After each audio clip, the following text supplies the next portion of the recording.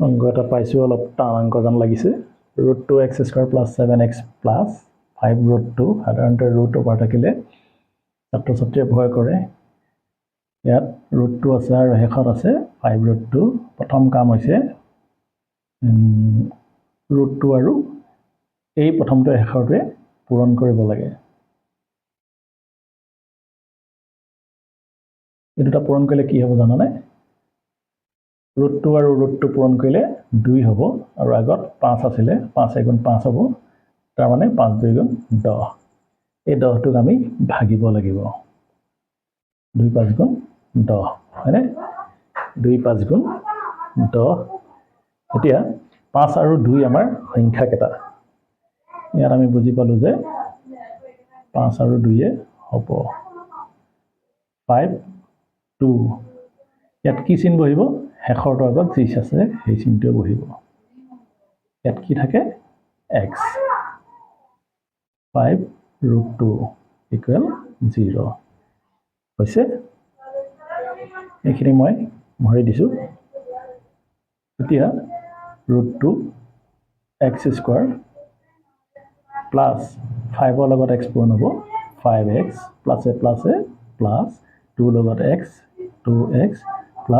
5√2 = 0 এই দুটাত কমন কি আছে চাবা দেখা পাইছা x আছে √2 x + 5 ইয়াত কমন আছে √2 x + 5 হৈছে দেখা পাইছা চাগে এতিয়া বাহিৰত কি থাকিলে x + √2 আৰু এই দুটা মিলিলে দেখা পাইছা √2 x + 5 = 0 either or x + √2 = 0 x = -√2 নহ'লে or √2x + 5 = 0 √2x = -5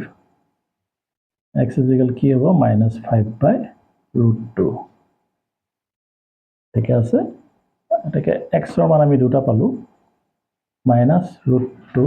নহ'লে -5/√2 এইটো হ'ব আমাৰ উত্তৰ